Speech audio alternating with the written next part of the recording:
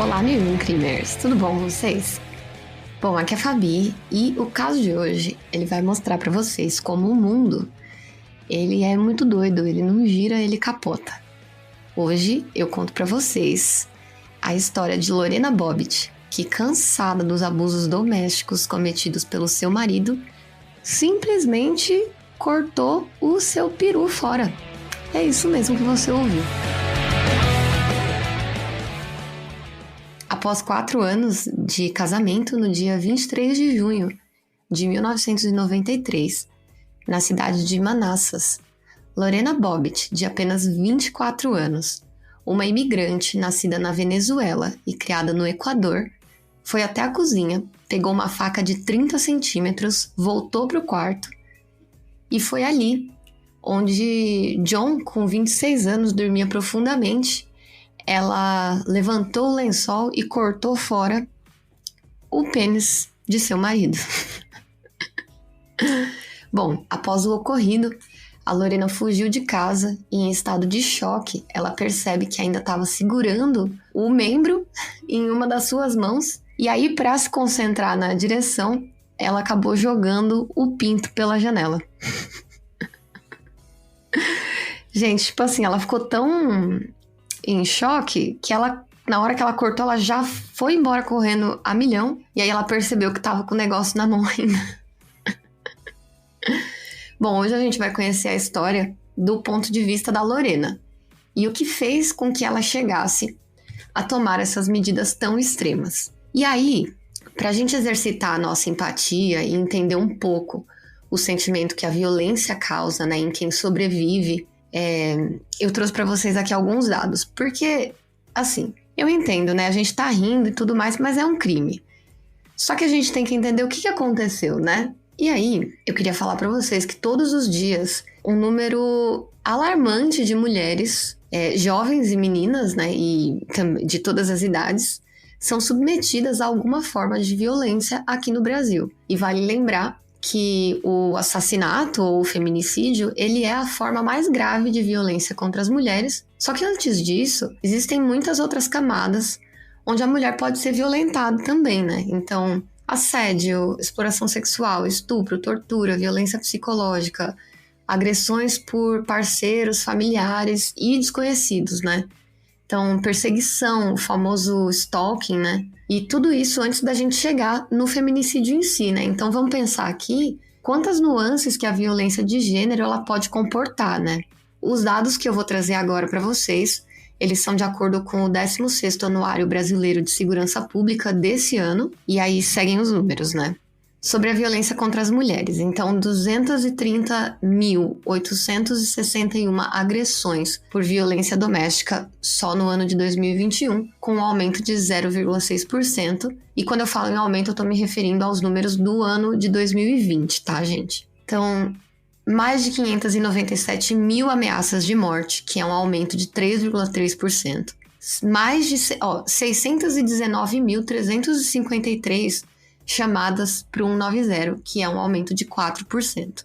E 370.209 medidas protetivas de urgência que foram concedidas. Então, um crescimento aí de 13,6%. Isso quer dizer o quê? Em 2021, em média, uma mulher foi vítima de feminicídio a cada 7 horas. E foram registrados 56.098 boletins de ocorrência de estupros, incluindo vulneráveis apenas do gênero feminino. Isso significa dizer que no ano passado, uma menina ou mulher, né, foi vítima de estupro a cada 10 minutos. Isso considerando apenas os casos que chegaram até as autoridades policiais, né, porque tem muito caso que não é reportado. Aliás, só sobre essa pesquisa aqui mais uma vez, o Anuário Brasileiro de Segurança Pública, ele foi divulgado em julho desse ano e ele consolida os dados do setor de segurança pública no Brasil referentes ao ano de 2021. Essa pesquisa é realizada anualmente pelo Fórum Brasileiro de Segurança Pública e ela utiliza fontes oficiais dos órgãos públicos responsáveis. Eu vou deixar o anuário para vocês baixarem e aí vocês podem ver todos os gráficos e os dados completos de cada estado e do país no geral também. Sem fake news, sem pesquisa inventada, sem Instituto MR, né, o famoso Instituto Minha Rola.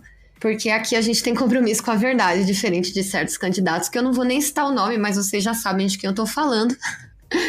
Me desculpem, mas é que não deu pra segurar, né? Enfim, vamos pro caso, porque eu sei que vocês querem saber mesmo. É de cortar pinto fora.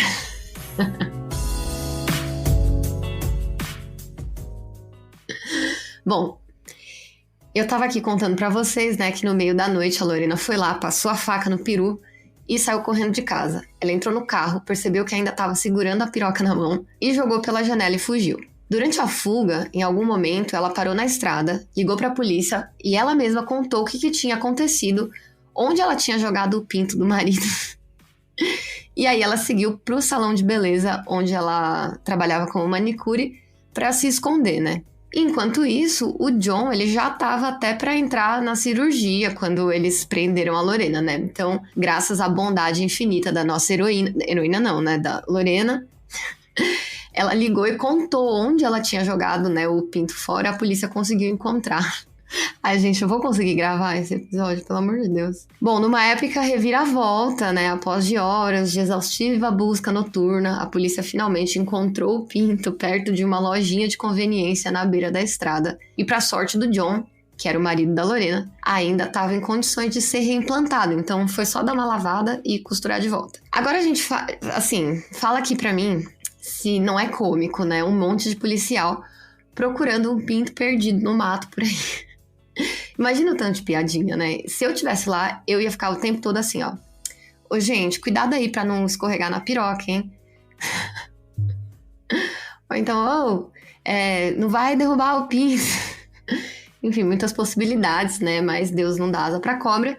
Eu não estava lá, mas eu também questiono aqui. Olha quantos policiais mobilizados pra encontrar a piroca do cara, né? Então, eu acho que se tivesse toda essa mesma energia e disposição para resolver problema que tem na própria polícia, né? A gente estava em um lugar muito melhor como sociedade. Enfim, militei. O John, ele passou... Não foi tão simples assim, né? Esse negócio de só lavar e costurar de volta. Foi uma cirurgia que durou quase 10 horas. Ele teve o seu pênis reimplantado e ele pôde levar uma vida normal. E esses são os detalhes que todo mundo conhece e que a mídia fez um verdadeiro circo em torno, né? Então a Lorena virou a mulher lá que cortou a piroca do marido, risadinha e beleza, né? Mas a história real é aquela sobre uma jovem imigrante que sofreu anos de violência doméstica. Ela foi estuprada pelo marido naquela noite e ela não tinha para onde ir e ela finalmente conseguiu reagir. Esse caso, ele foi muito, muito popular durante os anos 90. A mídia, ela sempre focava a história, né, no marido que foi castrado pela esposa latina, e aí já cai naquele estereótipo, né, de, as latinas, elas são esquentadas, né, não sei o quê, enfim. E aí o caso sempre focava nisso e não nas razões que levaram a Lorena a fazer isso.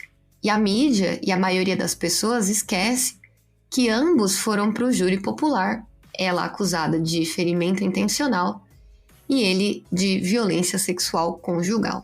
E aqui tem um parênteses, né? O John, um homem branco, né, norte-americano, a mídia, ali naquela época, na verdade, tinha acabado de se tornar crime o estupro conjugal, né? Que era o estupro marital, que as pessoas chamavam, né? Ele era antes não era crime você obrigar o seu cônjuge a transar com você, não era considerado estupro. E onde isso aconteceu foi no estado da Virgínia, que é um estado ultraconservador. Então, assim, como que essa mulher ia conseguir provar diante de uma corte que ela tinha sido estuprada e um crime que tinha acabado de se tornar crime, enfim. A Lorena, ela foi julgada e ridicularizada em rede nacional. Inclusive, um dos momentos mais marcantes foi quando um personagem de um programa que chama Saturday Night Live, que é tipo uma versão do antigo programa do Jô Soares, só que gringa, né? Esse cara fez uma sketch de comédia implorando que ela se desculpasse com o pênis do marido, e também saiu uma matéria da revista Penthouse, que era uma revista tipo a Playboy, que dizia assim, wife raped? Who really gets screwed? Isso significa, numa tradução livre, né, um joguinho de palavras assim, tipo, esposa estuprada? Quem realmente se fudeu? Enfim, né? Os anos 90, eles eram terra de ninguém. E a mentalidade realmente era outra. Mas isso não é desculpa e também não exclui o fato do que aconteceu. Ela foi completamente ridicularizada. E a mídia também esqueceu que o júri considerou ela inocente por motivo de insanidade temporária. Esqueceu da série de testemunhas que, durante o julgamento, foi lá e deu depoimento atestando que viram os vários hematomas nos braços e no pescoço dela. A mídia também esqueceu que ela ligou para a polícia repetidamente e também esqueceu que o John se gabava para os seus amigos de estuprar a sua esposa. E por fim, a mídia também esqueceu de falar que John, um homem de bem, um homem de família, ele obrigou a Lorena a realizar um aborto contra a sua vontade. Bom, durante o julgamento da Lorena, né, porque tiveram 2 julgamentos, e um foi contra ela, outro foi contra ele. Durante o dela, os 2 revelaram vários detalhes do relacionamento, e aí a Lorena afirmou que o John, ele abusou sexualmente, fisicamente e emocionalmente dela durante os 4 anos de casamento. Os advogados de defesa da Lorena sustentaram que o abuso constante do John acabou fazendo com que ela tivesse um surto psicótico naquela noite, causado por síndrome de estresse pós-traumático que surgiu após anos de abuso. Já o John, ele negou as alegações, e aí, no entanto, quando ele foi interrogado, as suas declarações muitas vezes entravam em conflito com fatos que eram conhecidos, assim. Então, o caso da promotoria contra Lorena ficou muito enfraquecido. Eu cheguei a ver algumas entrevistas dele, e ele dizia que ela fez isso porque ele queria se separar, porque ela estava no recalque, sabe? Aquele papo, né, gente? Já sabemos.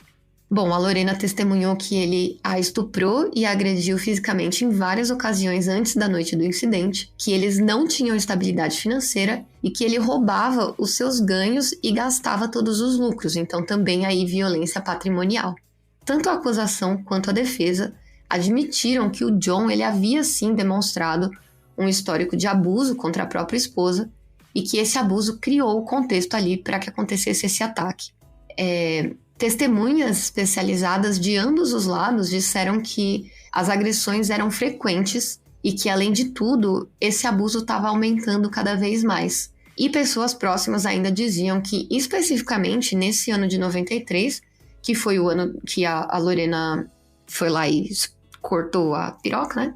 Esse ano especificamente, ela tinha muito medo e ela vivia constantemente em estado meio de choque, assim, sabe? Tudo isso dentro da sua própria casa. Então agora, imaginem vocês ali dormir todo dia do lado do homem que te violenta, né? Então, inclusive, no julgamento eles diziam que ela teve uma vontade incontrolável de ferir o John. E assim, lembra quando eu dei ali os dados de violência contra a mulher? De que 10 minutos uma menina é estuprada no Brasil? Então, isso não deu vontade também? É por isso que eu falei, exercitar empatia aqui, né, gente? Bom, após o julgamento da Lorena, foi iniciado o julgamento do John, que também estava sendo acusado ali, né, por agressão sexual conjugal. E ele mudava o seu depoimento toda hora, deu várias versões do que tinha acontecido naquela noite em questão, e aí várias vezes ele relatava para a polícia e para o tribunal assim: ah, não, a gente não transou aquela noite. Ah, não, na verdade ela tentou. Aí depois ele mudava. Não, na verdade eu tava muito cansado, mas a gente transou sim, só que eu tava dormindo meio acordado. Mas não, ela me deu o consentimento sim. Então, tipo assim, toda hora era uma história. No fim das contas, o John, ele foi absolvido e as acusações da Lorena não foram levadas adiante, infelizmente. Já no julgamento de Lorena, após 7 horas de deliberação, o júri considerou que ela era inocente devido à insanidade e, como resultado, ela não pode ser responsabilizada por suas ações. Então, insanidade temporária, né? De acordo com a lei estadual, o juiz ordenou que ela passasse por um período de avaliação de 45 dias num hospital estadual em Pittsburgh e depois ela seria liberada. E somente em 1996, 95, após 6 anos de casamento, eles conseguiram finalizar o divórcio.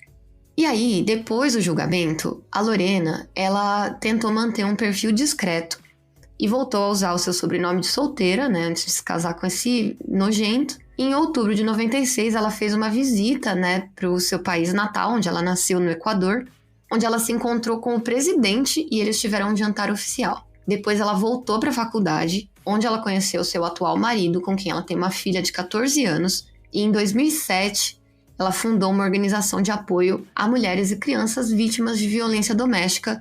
A associação se chama Lorena's Red Wagon, e ela recusou a oferta de $1 milhão para posar nua para a revista Playboy. E assim, agora... Não, peraí. Eu vou contar o que aconteceu com o John, porque essa aqui é a parte...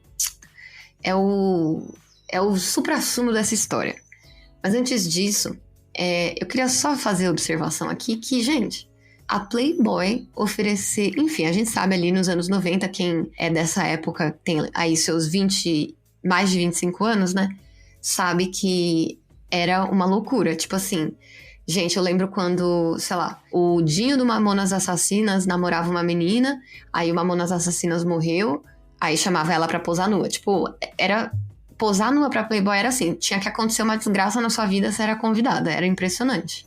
Enfim, agora vamos aqui pro supra-sumo dessa história aqui, gente. Olha, vamos falar do pobre inocente John e a vida dele após os ocorridos de 1993. A gente já começa bem que apenas um ano depois do julgamento, em 94, o John ele foi preso, adivinha por quê? Agredir uma ex-stripper de 21 anos. Então, já começa por aí. A Christina Elliott, ela começou a se relacionar com ele e ele foi lá e agrediu ela. Beleza. Aí, lembrando, né? O divórcio com a Lorena, ele saiu em 96. Desculpa, eu falei 95 antes, mas é 96. Então, pensa que aqui ele não estava nem oficialmente divorciado da Lorena ainda, ele já fez o quê? Agrediu outra mulher. Bom, depois disso, o John, ele contratou o agente da LaToya Jackson, que é uma irmã menos famosa do Michael Jackson, porque ele queria ficar famoso.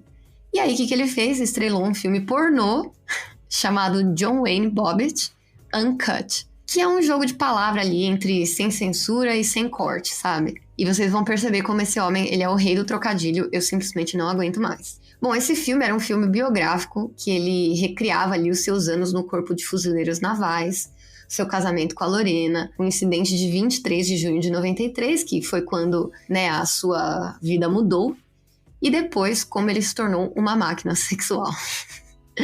E, gente, eu sei que a gente tá rindo aqui, mas esse vídeo foi o vídeo pornô mais vendido e assistido da história até aquele ano.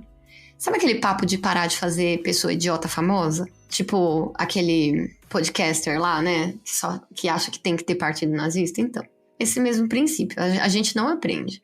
Depois disso, com o dinheiro desse filme pornô aí, ele montou uma banda de rock horrorosa. Que eu nem vou falar o nome, na verdade, porque eu não quero divulgar, mas também era trocadilho no nome, tá? E aí, ele ainda fez uma sequência do filme pornô em 1996, chamada, atenção, Frankenpenis, que é tipo um trocadilho com Frankenstein. Já essa sequência aí não teve a mesma repercussão, e graças a Deus, porque se eu tivesse que ouvir mais um trocadilho desse homem, eu ia ter um AVC aqui mesmo gravando. Enfim, o John foi para Las Vegas, onde ele trabalhou como garçom, motorista, entregador, lutador de luta livre, recepcionista de boate, condutor de guindaste, mas ele não conseguia parar em nenhum emprego. E aí ele também passou um período como ministro de uma capela de casamento de igreja local chamada Universal Life Church, que é tipo, lá em Las Vegas tem essas capelinhas que você pode casar a qualquer hora, sabe? Enfim. Em 1999, ele tinha acabado de receber a liberdade condicional porque ele participou de um roubo a uma loja. Olha só que, gente, esse John, ele é um cristalzinho, né? E aí, em 2003, ele violou essa condicional porque ele foi preso de novo. E dessa vez, ele foi sim condenado à prisão. E aí adivinha o que essa porcaria desse homem fez? Ele tinha se casado novamente com uma mulher chamada Joanna Farrell. E aí ele foi o quê? Agrediu ela. Foi lá e agrediu. E aí, os dois se divorciaram em 2004. Então assim, Olha que doideira, né, gente? Percebam aqui como que para as mulheres essa é uma história de luta e sobre chamar a atenção para uma questão da violência doméstica e do estupro conjugal, né? Inclusive, poucos dias depois do incidente, vários grupos feministas, defensores das mulheres, se reuniram em torno da Lorena e aí eles citavam o abuso contínuo que ela sofreu nas mãos do John e defenderam ela mesmo, né? Já para os homens, né, e um parênteses aqui, eu nem vou falar que eu não tô falando de todos os homens, tá? Porque se você é homem e tá aqui ouvindo o podcast, além de você ser um aliado, que eu sei que você é, você também já devia saber muito bem que eu não tô falando de você, eu tô falando dos homens em geral, do patriarcado. Enfim, continuando. Para os homens, esse caso, ele provocou uma enxurrada de piada, né? Slogan de camiseta, truque publicitário. O John, ele foi convidado para fazer especial de Ano Novo na TV. E aí, além de tudo, ele conseguiu arrecadar $250 mil para custear o que sobrou, né? O que faltou pagar da cirurgia dele, porque lá nos Estados Unidos não tem SUS, né? Inclusive, viva o SUS. Beijo, Lula 2023. Aquelas. Bom, aqui a gente vê, né, o quanto para as mulheres é motivo de luta, de trazer atenção para uma causa, e para os homens, né, onde vivem no centro da sociedade que foi construída inteira para eles, vira piada, né? Inclusive o cara até ganhou dinheiro aí, vocês viram, pagou a cirurgia. Depois desse incidente, começaram a aparecer vários imitadores. Então, ai gente, sério, olha assim, vários relatos de homens copiando o crime e se machucando, tentando cortar o próprio pinto para chamar a atenção na mídia e também ficar famoso, sabe? E antes de finalizar com uma recomendação para vocês, eu queria convidar todo mundo para ir no encontro do 1001 Crimes, que vai acontecer nesse sábado, dia 15 de outubro, aqui em São Paulo, no Parque Augusta. Ele começa às 2h30 da tarde. Vão aproveitar que a Bruna tá na cidade, eu estarei lá, a Jéssica também estará lá, e é isso. E aí, seguindo, né, com a recomendação, em 1999... Não, 1999 não, gente, de onde eu tirei isso? Em 2019, o Jordan Peele, que é aquele cara que fez Corra, que acabou de lançar o Nope agora. Gente, ele é maravilhoso, né? Enfim, ele produziu uma série de 4 episódios chamada Lorena e tem disponível no Amazon Prime. A série foi feita de maneira muito responsável. O episódio do depoimento da Lorena, né, quando eu tava assistindo, foi um dos mais comoventes pra mim. E foi um alívio finalmente ver uma mulher sobrevivente de um monstro narcisista ser retratada de maneira digna e respeitosa, né? Então, o Jordan Peele, ele faz tudo também, né?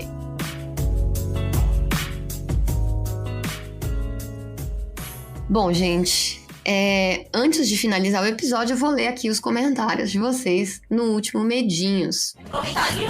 Então, a Dani Andrade Moreira falou aqui: a Fabi tentando cagaço que não dá pra rir. Gente, eu acho engraçado que vocês dão risada, mas assim...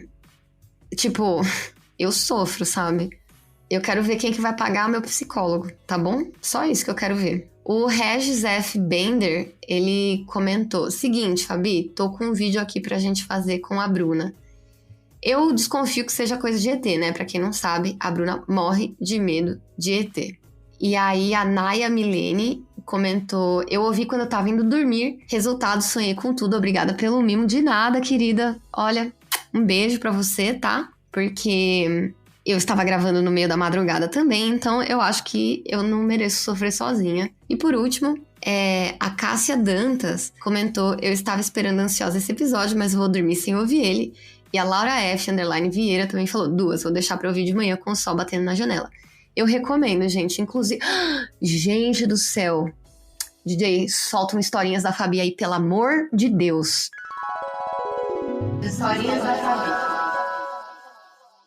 Gente, meus amigos, lembrei de um negócio aqui agora. Puta que me pariu. Eu até contei essa história no Twitter, gente. Aconteceu comigo. Não, ninguém me contou, ninguém me falou. Vou até fumar meu pendrive aqui antes, peraí.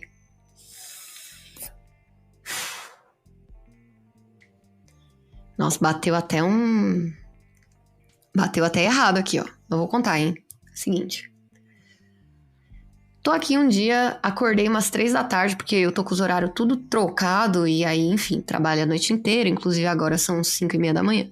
Acordei 3 da tarde e toca a minha campainha. A minha vizinha aqui do lado do apartamento é uma senhora de uns 80 e poucos anos que ela mora sozinha. Ela bateu aqui e falou assim, ai, você me ajuda, socorro, entraram aqui... Então, reviraram minhas coisas, trancaram meu baú. Aí eu já fiquei nervosa, né? Só que a Ramona, que é minha cachorrinha, ela não tava latindo.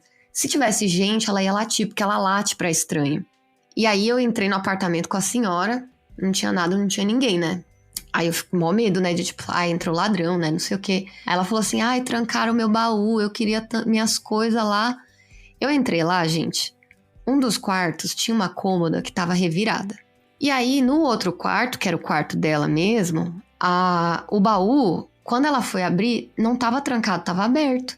Aí ela olhou lá dentro, pegou uma bolsinha dela e pôs na bolsa que estava no braço dela, né? Tipo essa sacolinha de mercado. Aí ela falou assim, não, que aqui tem minhas joias, não sei o quê, tenho medo de perder, não sei o que lá. Eu falei, não, tudo bem, imagina, senhora, ainda bem que você achou, né? E aí, gente... Ela falou assim, não, mas porque eu fico ouvindo aqui eles chorando, gemendo, como se estivesse com muita dor. Nossa, só de contar essa história aqui eu já tô passando mal, viu, tá? Só isso que eu vou falar pra vocês. Aí eu falei assim, nossa, mas eles quem? Ela, o espírito. Gente do céu. Eu queria agredir a idosa. Porque, pelo amor de Deus, a senhora vai me falar um negócio desse sem me dar um aviso prévio, sem falar que a gente tá aqui falando do sobrenatural. Não.